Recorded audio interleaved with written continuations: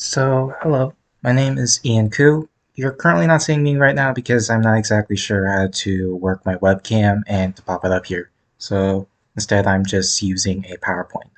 So the chapter I'm going to be covering today would be the algorithms chapter. So what exactly are algorithms? Algorithms are a sequence of steps, a very meticulous method in how to approach computational processes and mathematical problems. Uh, just it well defines how we're supposed to be stepping through the problem and sort of what the procedures are or like what the results of each step of it are.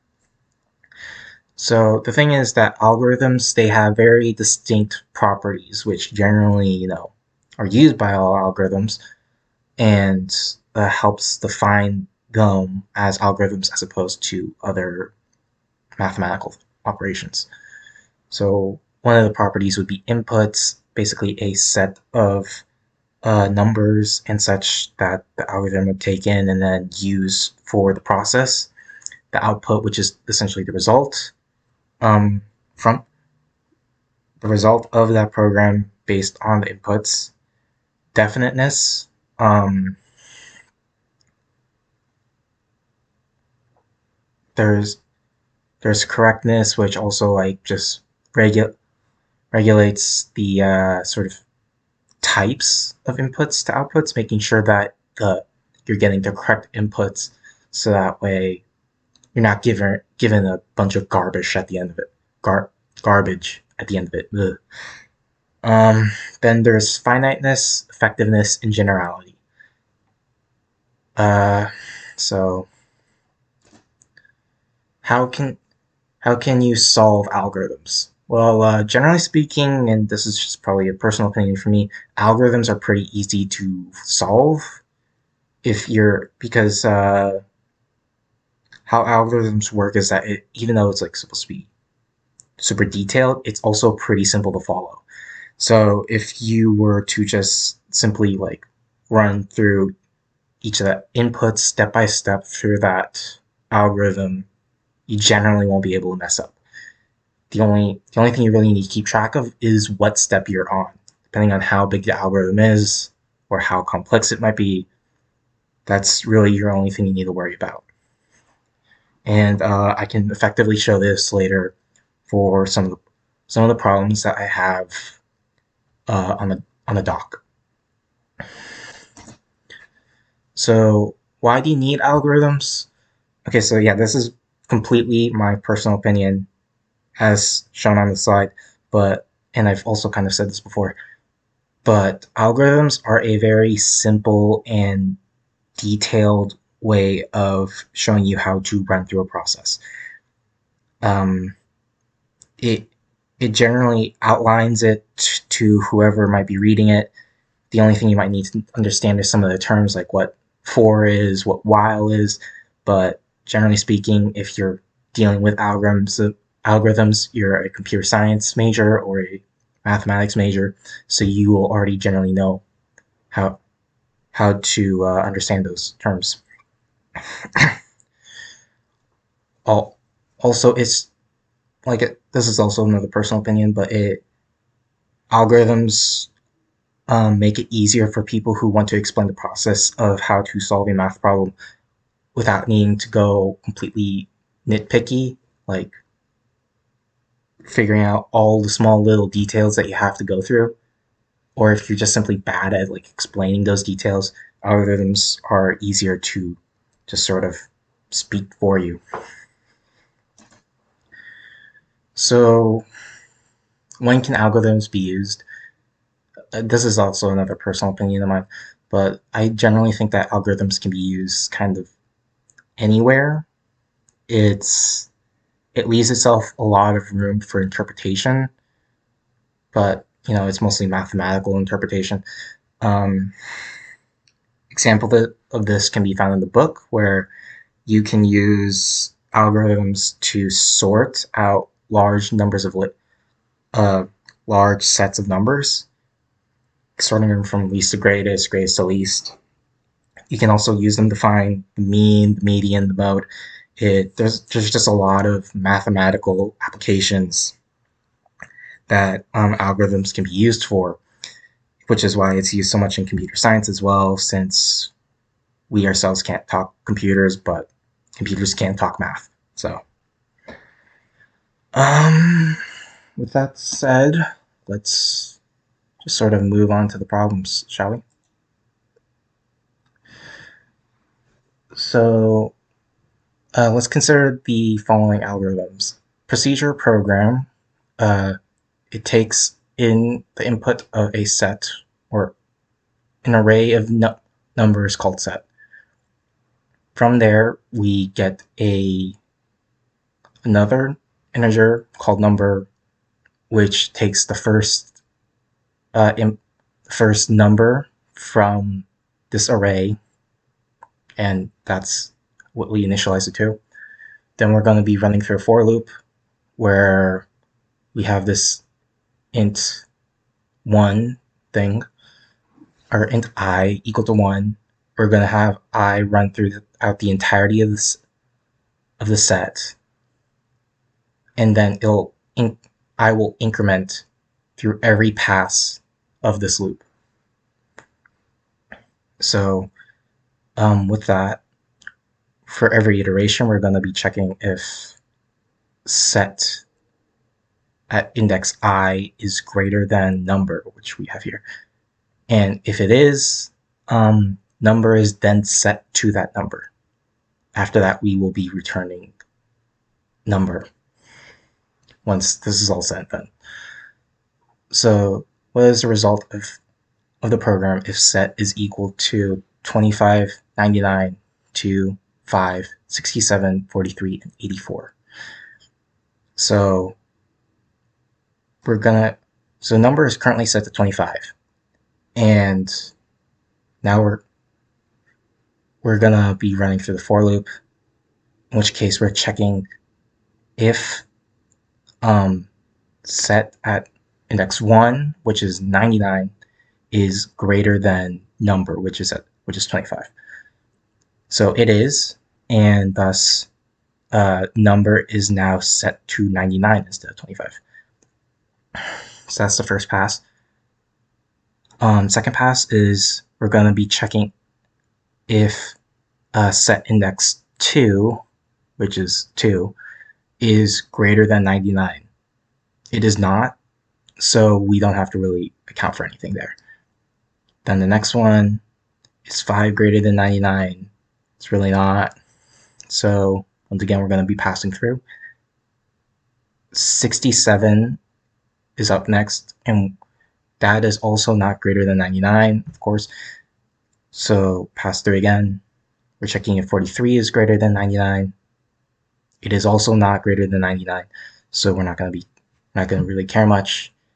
Then finally, we're going to be checking if 84 is greater than 99. It's close, but not really. So at the end of the day, or at the end of the program, what this is going to be returning is the number 99. So show that the following equation is equal to O, or big O notation, x to the power of 4. So we have 4x to the power of 4 plus 5x to the power of 3 plus x squared plus 6x plus 19. So generally speaking, oh, whoops.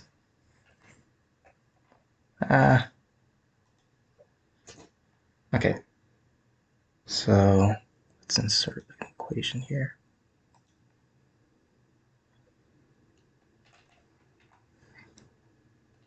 So 4x to the power of 4. Actually, oh wait, no, this isn't necessary. Whoops. Sorry about that. So 4x to the power of 4 plus 5x to the power of 3 plus x squared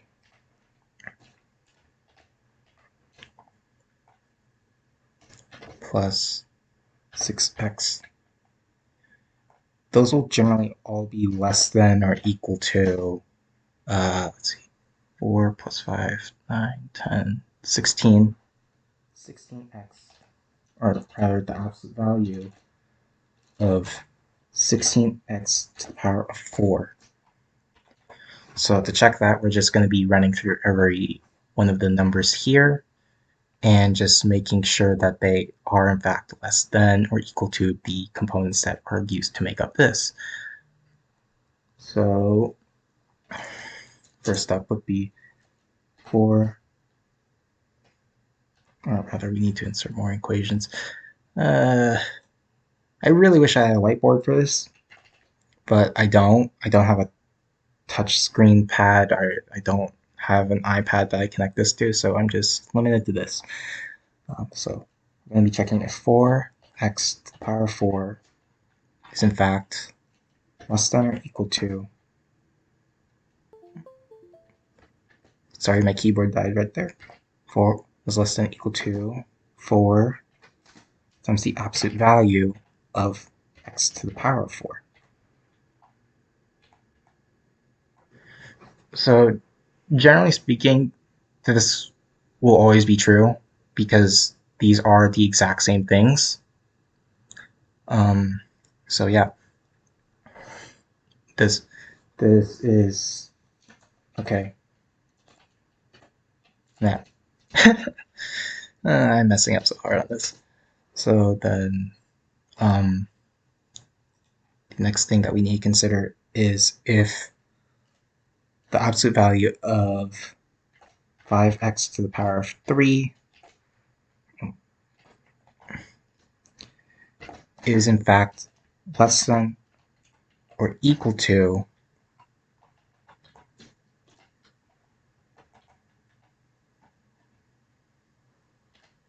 5, OCD kicking in right there, 5x to the power of 4. So in the most general sense, this is also true. It's especially true if, or rather, is true. Eh, I hate this. This is going to be true as long as x is less than or equal to, or yeah, less than or equal to 1. So as long as it's like not 0, or I mean less than 0 or something, it will be true. So next we have x squared.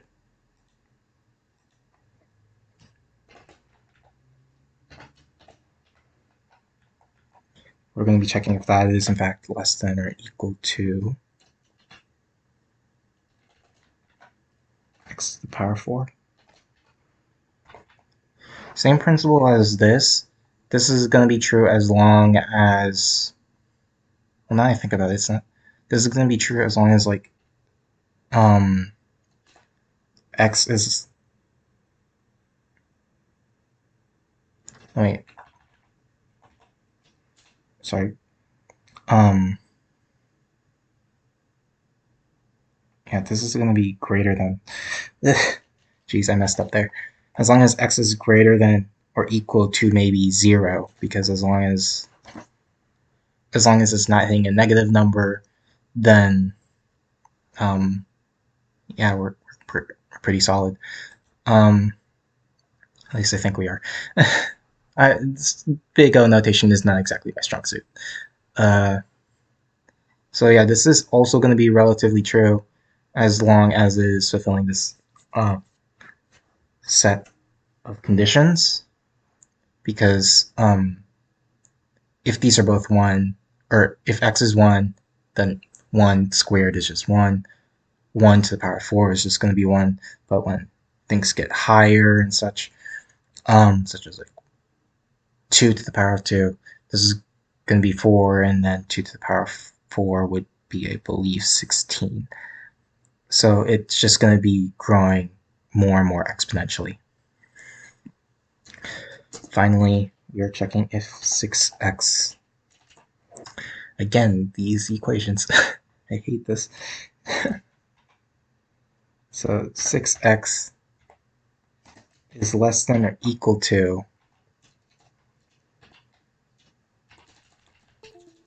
and my keyboard died again. Cool.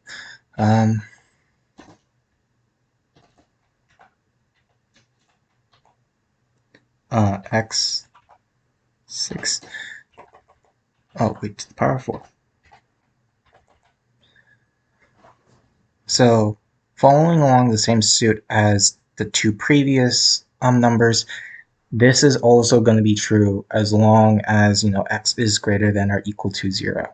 If it's 0, then both these are going to be 0 regardless. If it's 1, then you're going to get 6 on both sides because 1 to the power of 4 is just going to simply be 1. When it's 2, this is going to be 12. Well, this is, I believe, going to be 96, which is an astonishing difference between the two. So, since each of these individual components are less than or equal to the components that make up this number right here, then that does mean, in fact, that this equation is equal to big O notation x to the power of 4. So we're going to be, the next question, second and final question, is going to be sorting the following list using selection sort. So selection sort, it normally takes one number at a time and then tells whether or not the numbers ahead of it are going to be, if it's less than any of those. So yeah,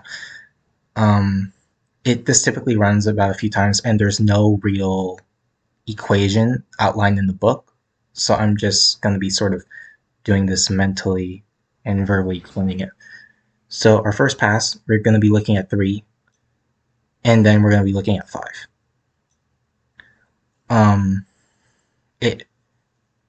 So this 3 is in fact less than 5, so it's going to stay put.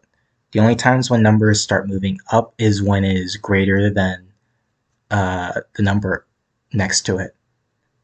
And also, like, generally speaking, in terms of programming, we would have like a Boolean variable or essentially a true false variable to tell whether or not there has been any sort of shifts in the whole thing after it is done running through this like one time, just to make sure that it is properly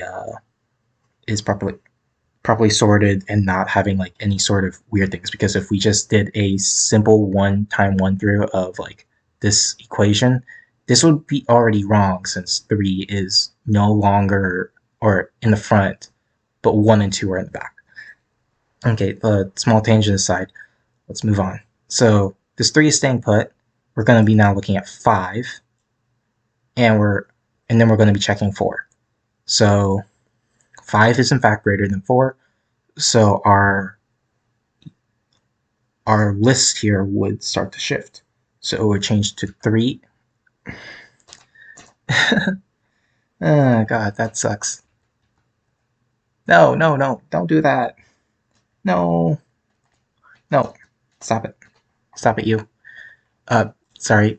A lot of technical difficulties since I don't really use equations and Google Doc all that much. So in any case, with that, after like the first pass, like I'm going back a bit, but after the first pass, this is our list. Not much has changed, as you can tell. So just gonna order that a bit. So then we get into 5 and 4. Since 5 is in fact greater than 4, we're going to be shifting things now. But this isn't really the end for 5. Because it's moved up, it's still going to be checking if whether or not it's greater than the numbers ahead of it as well. So 5 is going to be comparing against 1. It's in fact greater than 1. So we are going to shift again. which results in our list, not M, looking like this. And then we're going to look if 5 is greater than 2, which it is. So then our list shifts once more. So that's what we're going to be looking at. Or, yeah, that's what we're looking at right now. So then we're going to be checking this number, because even though we had like 5 run through this entire thing, we were still really only checking this spot. So now we're going to be checking 1. So 3, 4. So now we're going to be comparing 1 against 2. 1 is less than 2, so nothing's going to change, unfortunately. Then finally, we're going to be checking 2 and 5. 2 is less than 5, so nothing's going to change either. And this is what I mean by earlier with the whole Boolean variable stuff. Since this isn't right at all, this would definitely, like, if we didn't have like something that would keep this sorting process going, it would certainly flop. So let's move on to the next iteration of probably a larger while loop surrounding nested for loops. So once again, we're going to be checking 3. Is 3 greater than 4? No, so no changes there. Pretty unfortunate, right? I mean, I'm pretty sure you don't want to be watching this whole thing through and having a 19-year-old kid just sort of explain the basics doesn't seem all that fascinating, does it? Okay. Condescension aside, or self-condescension, really. So now we're going to be looking at 4. Is it greater than 1? Yes, it is. So we now have 3, 1, 4, 2, 5. Finally, we get another set of shifting. And that means we're going to have a larger iteration again with the while loop. So is 4 greater than 2? Yes, it is. So it's going to be 3, 1, 2, 4, 5. So now is 4 greater than 5? No, it's not. So 3, 1, 2, 5. Oh, 4, 5. Not 5, 4. That'd be stupid. So yeah, we're looking at that. So now we're going to be looking at the third spot again, which is 2. So is 2 greater than 4? No, it's not. So we're still stuck with 3, 1, 2, 4, 5. And we've already checked if 4 is greater than 5. So I'm not just going to step through that again. We're going to be running through another iteration of the while loop now. So is 3 greater than 1? Yes, it is. So we now have 3 finally moving here. That's the thing. So then we're going to be checking if 3 is greater than 2. Yes, it is. So 1, 2, 3, 4, 5. So in general terms, we would be done with the sorting at this point, but with how programming goes, it would still continue iterating, but I'm going to avoid typing all that up again. So now it's going to check if 3 is greater than 4. It's not, so it's going to stay put. Then we're going to move on to 2. Is 2 greater than 3? No, it's not, so it's going to stay put. So now let's check through everything, like after these, which it's certainly not greater than. It is going to go for a final iteration because the procedure would still detect this shift, or rather 2 shifts. So then it's going to look at 1. It's going to see, oh yeah, 1 is still less than 2. No changes. Is 2 less than 3? No changes. 3 less than 4? No changes. 4 less than 5? No changes. So now it's detected no changes. It is done sorting this, finally, right? Okay, so final question. Use linear search to determine for the number 9 within the sequence. Or search for the number 9. Okay, so 1, 3, 4, 5, 6, 8, 9, 11. So we're going to be putting this into this. Or, wait, that's wrong. Whoopsie daisy. So this set is going to be supplementing for x. And this number 9 over here is going to be supplementing for y.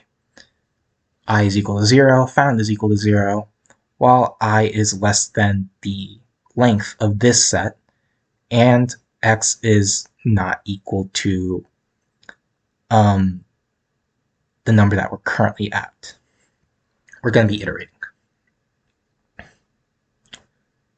So, yeah. We're going to be looking through, it's going to be doing that, and we'll be checking if I, is being weird, is less than n. Come on. Because I'm not at my usual setup, my mouse and my keyboard are dying on occasion. Sorry about that. So it's going to be checking if I is less than n. I don't think I inputted that properly. But essentially what this code is going to be doing is it's going to be running through this entirety of the list and detecting whether or not 9 is even in here. So it'll look at this first one. It'll say, oh, this isn't 9, move on. Is this 9?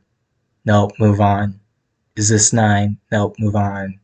Move on, move on, move on. Oh, wait, we found it now. And so it's going to stop, which is why this is happening. I may have actually typed this in wrong. But in any case, so it's after that's all done, it's checking if whether or not I is in fact less than or equal to n, which would mean, like, I'm assuming the number of this whole equation, or how long this whole equation is. So, or set the words. Because if it is in fact not less than or equal to n, that would mean this number 9 never existed in the set and there was no point in searching to begin with.